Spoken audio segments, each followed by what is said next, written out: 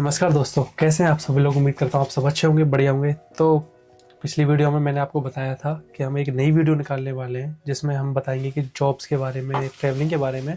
तो उन्हीं में से एक वीडियो हम आज निकालने वाले हैं, जो आज चल रही है। एक निकालने वाला तो नहीं, चल रही है जो वीडियो, उसको जॉब्स के रिलेटेड है। तो सबसे पहले क्या है, जो लोग जॉब्स के लिए ढूंढते हैं इंडिया में, क्या होता है कि किसी को अच्छा ऑप्शन नहीं मिल पाता, किसी को अच्छी सैलरी नहीं मिल पाती, कोई वहाँ पे खुश नहीं है, उसको लग रहा है कि मैं बाहर जाऊँ, यूएई में घूम के आऊँ, तो और साथ में जॉब भी चलती रहे। तो ऐसे लोग बहुत से ट्राई करते हैं, लेकिन क्या होता है कि बहुत जो लोग ट्राई करते हैं वो गलतियाँ कर देते हैं, क्योंकि उनको पता नहीं कि कैसे कैसे सीन होता है यहाँ पे। तो गलतियाँ क्या होती हैं, गलतियाँ हम आगे डिस्कस करेंगे। हमारे साथ मयंक भैया भी हैं, वो बस कनेक्ट हो जाएंगे थोड़ी बहुत देर में। लेकिन जो गलतियाँ वो करते हैं तो उनको उस गलती का बहुत ज़्यादा नुकसान होता है। लेकिन उस गलती को आप ना दोहराओ, या फिर आपका कोई रिलेटिव ना दोहराए, तो उसको वीडियो को शेयर कर देना पहले। और इस वीडियो में उनके बारे में बात करेंगे कि ऐसी कौन कौन सी गलतियां हैं जो लोग करते हैं और आपको क्या करना चाहिए और क्या नहीं करना चाहिए, यानी कि डूज और डोंट्स। पांच ऐसे मैं डूज और डोंट्स बताने वाला हूँ जो कि आपके लिए काम आएंगे बहुत ज़्यादा जब आप जॉब ढूंढ रहे हो यूएई में। तो सबसे पहले हम बुलाना चाहेंगे हमारे जो पिछली बार आए थे, मयंक भैया। तो मयंक भैया, कैसे हो आप? राधे कैसे राधे राधे चलिए? भैया, बस बढ़िया भैया, आप बताओ। जी मैं ठीक हूँ। तो गैस मैं जैसे कि ऑलरेडी पिछले 3 साल से दुबई में हूँ और ऑलरेडी 3 साल से यहाँ जॉब कर रहा हूँ और दुबई की जॉब मार्केट को भी काफ़ी टाइम से अंडरस्टैंड कर रहा हूँ। ओके, तो हम डिस्कस करेंगे। जो सबसे पहली चीज़ ध्यान रखने वाली होती है दुबई में या फिर यूएई में जॉब ढूंढने से पहले, वो है किसी भी कंपनी को अच्छे से जानना।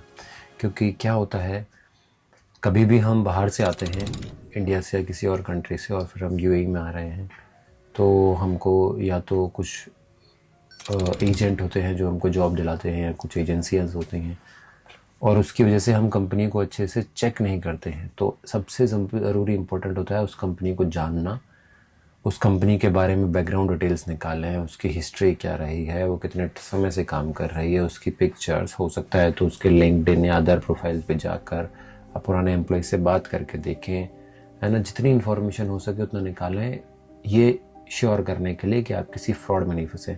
क्योंकि ये सब बहुत होता है कि कोई बंदा उधर जॉब के लिए जाता है और पता चलता है कि वैसी तो कोई कंपनी थी नहीं, जो दिखाकर आपको एजेंसी या वो एजेंट आपको यूएई या उस गल्फ़ कंट्री में लेकर गया, और फिर उसके बाद उसको वहाँ जाके फ्रॉड होता है कि आपका पासपोर्ट रख लेते हैं, आपको सैलरीज बिल्कुल कम देते हैं, आपको खाना पीना नहीं देते, आपको एक तरीके से कैद कर लेते हैं। तो ये चीज़ बहुत इम्पोर्टेंट है।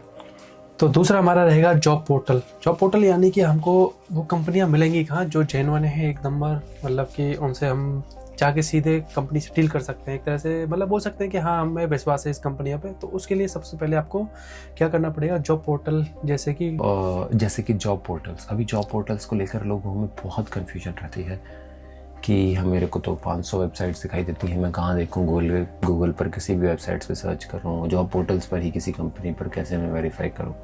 तो आप ये चीज़ देखें कि कोई भी कंपनी के सोशल मीडिया पेजेस भी हैं कि नहीं, वो सारे जॉब पोर्टल्स पर अवेलेबल है कि नहीं, या इवन एक पर भी है तो उसको अच्छी रेटिंग्स हैं कि नहीं, उसको इनफ लोग फॉलो कर रहे हैं कि नहीं। तो जैसे कि सबसे पॉपुलर लिंक्डइन है, इंडीड है, नौकरी गल्फ है, गल्फ जॉब्स को लेकर, और ग्रो टैलेंट है आई थिंक, है ना, ग्रो टैलेंट करके भी है। तो इन सब पोर्टल्स पर आप जाएं, अपना रजिस्ट्रेशन करें, उस कंपनी की प्रोफाइल के बारे में जानेंगे और सारी डिटेल्स जानेंगे। जॉब पोर्टल्स पर जाएं, जॉब पोर्टल्स पर अप्लाई करें, उनको यूज़ करना अच्छे से सीखें, और कुछ वेरीफाइड जो जॉब पोर्टल्स होते हैं आप उन्हीं पर जाएं, बजाय कि किसी अननोन वेबसाइट्स पे ऊपर जो लिंक दे रखा होता है उस लिंक को आप ध्यान से पढ़ें, है ना। तो आप जॉब पोर्टल्स के थ्रू जाते हैं तो ज़्यादा श्योरिटी होती है कि आप सही जगह सही कंपनी में जाकर टकराएंगे। बिल्कुल। और कुछ कंपनियां हम लिस्ट कर देंगे, आपके यहाँ डिस्क्रिप्शन पर भी लिंक मिल जाएगा, और इधर आपको शो भी हो रहा होगा, तो उनको देख लेना एक बारी, क्योंकि आप अपनी ज़िंदगी ना ख़राब करें तो थोड़ा सा रिसर्च करके निकले इंडिया से तो ज़्यादा बेटर रहेगा। तो तीसरा है सीवी। अच्छा, सीवी क्या होता है? सीवी जैसे आपका एक इंट्रोडक्शन हो गया उसमें। जैसे आप बचपन में पढ़ते थे कि मैम बोलती थी अपना इंट्रोडक्शन दो, जिसमें आप सारा कुछ बताते थे कि मैम मैं यहाँ रहता हूँ, मैम ये करता हूँ, मेरा नाम ये है, जैसे ही उसी का थोड़ा सा एडवांस रूप में हम जब बड़े हो गए तो वो भी CV भी बड़ा होना चाहिए। तो सारा कुछ सेम ही होता है, आपको उसमें बताना होता है मैं क्या करता हूँ, मैंने कहाँ तक स्टडी करी है और मैं कौन हूँ। और बाकी मयंक भैया बताएंगे अपने हिसाब से। हाँ जी भैया। जैसे कि सीवी की जब बात आती है हम्म। तो काफ़ी सारे लोग कंफ्यूज हो जाते हैं कि उनको सीवी का नाम ही नहीं पता। तो सीवी ऑलरेडी एक लैटिन वर्ड से आता है, करिक्यूम विताई, जिसमें अपने बारे में बताया जाता है, या इसका रिज्यूमे नाम से भी उसको जाना जाता है। बिल्कुल। तो सीवी इतना इम्पोर्टेंट क्यों हो जाता है, या फिर एक जो सबसे बड़ी भूल हम करते हैं सीवी बनाने के लिए कि हम किसी और से बोल देते हैं मेरा सीवी बना दो जरा, मेरा सीवी बना दो। सीवी कुछ ऐसी चीज़ है कि आप अपने वर्क लाइफ के लिए अपने आप को कहीं सामने प्रेजेंट कर रहे हैं और आप कह रहे हैं कि किसी दूसरे अपने दोस्त से कि भाई तू मेरा सीवी बना दे। मतलब आप खुद को इतना भी नहीं जानते कि आप अपने बारे में बता सकें कि मेरे को क्या काम आता है क्या नहीं आता है। तो अपना सीवी खुद बनाना बहुत इंपॉर्टेंट चीज़ होती है। दूसरी चीज़, जब आप अपना सीवी खुद बनाते हैं तो आपको पता रहता है आपने क्या क्या लिखा है, और जब आपका इंटरव्यू होता है उसके लिए तो सीवी को ही देखकर सीवी में जो आपने लिखा है केवल उसी के बारे में पूछ सकते हैं, और कुछ बाहर नहीं पूछते हैं। तो इसलिए अपना सीवी को वेल मेंटेन करने के लिए सीवी को आप अपने ऐसे प्रोफाइल की तरह जाने, या अपना एक वर्क लाइफ जाने कि आपकी एक वो अलग ज़िंदगी है और उसमें आपके वो डॉक्यूमेंट होता रहता है जो जो आपने किया है। और वो आपका सीवी जितना स्ट्रांग और मजबूत होता जाएगा समय के साथ, उतने ही आपके एक अच्छे और गुड जॉब लगने की प्रोबेबिलिटी बढ़ती जाती है समय के साथ, है ना। बिल्कुल। होता है इसमें रहेगा वे ऑफ कम्युनिकेशन। कम्युनिकेशन आप एक काम करिए, अगर आपको नहीं आता है करना तो 1-2 महीने का ब्रेक लीजिए इस चीज़ से, और इसको थोड़ा सा सीखने के लिए कोशिश करिए, या फिर क्लासेस लगाइए, कुछ ऐसा करिए जो आपको इनमें इम्प्रूव करे। तो देखो, वे ऑफ कम्युनिकेशन, अब कम्युनिकेट करने की बात आती है तो हम अपने दोस्तों से कम्युनिकेट करते हैं तब तो हमको कोई समस्या कभी नहीं आती। अपने फैमिली से कम्युनिकेट करते हैं कभी समस्या नहीं आती। लेकिन जब हम वर्क लाइफ के लिए कम्युनिकेशन करने जाते हैं तो हमारे अंदर वो एक फियर अंदर से आ जाता है। ऐसा क्यों होता है ये समझना और जानना बहुत महत्वपूर्ण है। क्यों? क्योंकि हम अपनी वर्क लाइफ को अपने पर्सनल लाइफ जैसा नहीं समझते हैं। हम सोचते हैं कि हम इनकेपेबल हैं, हम बात नहीं कर पाएंगे। कभी कभी लैंग्वेज पैरामीटर नहीं होती है। अगर आप कॉन्फिडेंट नहीं है किसी एक पर्टिकुलर लैंग्वेज में तो आप कह सकते हैं कि क्या हम इंटरव्यू हिंदी में कर सकते हैं, अगर आपको लगता है सब उस जगह पर पॉसिबल है। अगर आपकी इंग्लिश उतनी बेहतर नहीं है तो चाहे तो इंग्लिश को या हिंदी को या जिस भी भाषा में आप इंटरव्यू देंगे उसको इम्प्रूव करना बहुत इंपॉर्टेंट हो जाता है ना। इसके लिए आप डिस्कशन सुनिए और अन्य इंटरव्यूज़ को सुनिए, मॉक इंटरव्यूज़ दीजिए, अपने दोस्तों को के आगे जाके आप इंटरव्यूज़ दीजिए। उससे क्या है कि आपको उस इंटरव्यू की प्रैक्टिस होती है और आपका जो कम्युनिकेशन है वो स्ट्रांग होता है। कम्युनिकेशन में एक ही बाधा आती है, वो आती है केवल और केवल भय की, फियर की। और उस फियर को आप ख़त्म कर सकते हैं केवल और केवल प्रैक्टिस से। That's it. उस प्रैक्टिस के लिए आप नए लोगों से कम्युनिकेट करिए, उस लैंग्वेज में, उस प्रोफेशनलिज्म में कम्युनिकेट करिए, ज़्यादा से ज़्यादा इंटरव्यूज़ देंगे। आप जितने फेलियर्स को सहेंगे उतना ज़्यादा आपकी कम्युनिकेशन बेटर होती जाएगी, और आपका कॉन्फिडेंस ही आपका कम्युनिकेशन होता है। एक पॉइंट ऑफ टाइम के बाद आपका जैसा कॉन्फिडेंस होगा आपकी वैसी ही उतनी अच्छी कम्युनिकेशन होती है। जी। तो लास्ट पॉइंट हमारा रहेगा सैलरी का, क्योंकि आपने जॉब देख लिया, आपने CV बना लिया, आपने इंट्रोडक्शन भी दे दिया, अपना इंटरव्यू भी दे दिया, आप सब में क्लियर हो गए। लेकिन आपको कैसे पता रहेगा कि जो मैंने अपना स्किल्स है मेरी, उन पे मेरे को कितना रुपया मिलना चाहिए, कितने पैसे मिलने चाहिए। बाई चांस आप सोच रहे हो कि इंडिया से बेटर मिले, लेकिन उसका उल्टा हो जाए, इंडिया में आपको ज़्यादा पैसे मिल रहे थे, यहाँ नहीं मिले, तो उसके लिए आपको पहले चेक करना होगा। कुछ ऐसी वेबसाइट है जो मैं भैया बता देंगे, लिख देंगे ऐसा कुछ। तो भैया क्या सीन है इसका सैलरी का?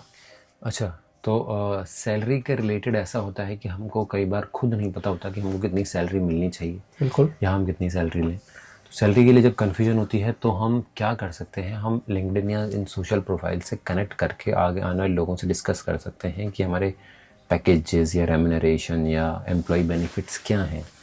ओके। और हमेशा कंपनीज, अगर आपका CV स्ट्रॉन्ग है तो आपको अच्छा पे करने को भी रेडी होती हैं। तो हमेशा नेगोशिएट करने के लिए हमेशा ट्राई करें। ऐसा नहीं कि आप ज़िद पर अड़ जाएं, बट नेगोशिएशन करें कि मैं अपने आप को इस इतने कैपेबल समझता हूँ कि आप उतना कर सकते हैं, फिर वो रिप्लाई करते हैं, आपको लगता है कि आपको 1000 दिरहम्स या फिर 10,000 रुपये के ऊपर आपकी बात अटक रही है, तो फिर आप चाहें तो नीचे भी जा सकते हैं, है ना। तो जितने अगर हम मल्टीपल इंटरव्यूज़ देते हैं उससे क्या है कि हमारी नेगोशिएशन स्किल्स भी बेटर होती हैं। तो इस सैलरी वाली रेंज के लिए ये most of the time industry specific होता है। आप सेम अकाउंट्स या एचआर की जॉब के लिए किसी एक कंस्ट्रक्शन फील्ड में जाएंगे वर्सेस आईटी फील्ड में जाएंगे, सैलरी के काफ़ी डिफरेंसेस हो सकते हैं। तो सैलरी कैसा है, जितनी महत्वपूर्ण डूज हैं हमारे जो हमें करना चाहिए, उससे ज़्यादा महत्वपूर्ण मैं बोल सकता हूँ कि डोंट्स हैं, यानी कि जो हमें नहीं करना चाहिए। तो सबसे पहला है, हाँ जी बैंक भैया। तो पहला है पैसा ना देना किसी को। जब भी आप जॉब के लिए जाते हैं तो कई बार आप ऐसी परिस्थितियों में होते हैं, आपके पास ऐसी फाइनेंशियल कंडीशंस अच्छी नहीं होती हैं कि आप बहुत आसानी से आ जाते हैं लालच में कि अरे भगवान ने मदद कर दी, कितनी अच्छी अपॉर्चुनिटी आ गई है, और लोग इन्हीं मौक़ों का फ़ायदा उठाकर ठगते हैं। तो एजेंट्स और एजेंसीज़ काफ़ी होती हैं इंडिया में ऐसे, जो आपसे कहेंगे कि आप हमको इतना पैसा दो, बाहर जाना है तो इतना पैसा दे के ये खर्चे वगैरह निकालेंगे आपके और फिर वहाँ के जॉब लगेगी।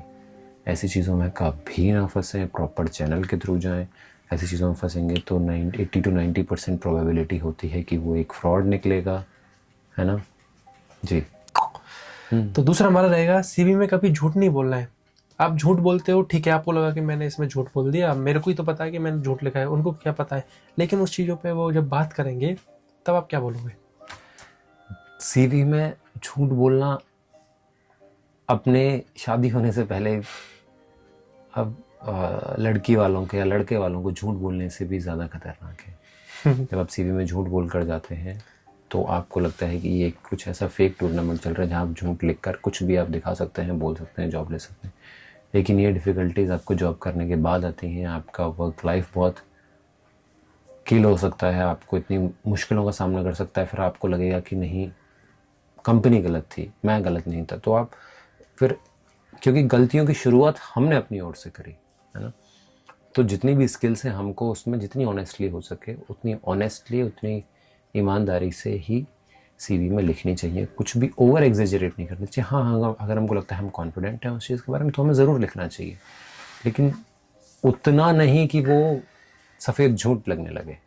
हाँ, apply soon as soon possible, क्योंकि बहुत सी जॉब ऐसी होती हैं जो कि लोग, आप सोचते हो कि इसको मैं बाद में अप्लाई कर दूंगा, 2 दिन बाद अप्लाई कर दूंगा, अभी क्या है, जॉब कहाँ जाएगी। लेकिन आपसे पहले भी लोग तैयार बैठे होते हैं। तो जॉब एप्लीकेशन प्रोसेस में कभी भी हमको डिले नहीं करना इतना इम्पोर्टेंट क्यों हो जाता है, क्योंकि एक कहावत है first mover versus fast mover.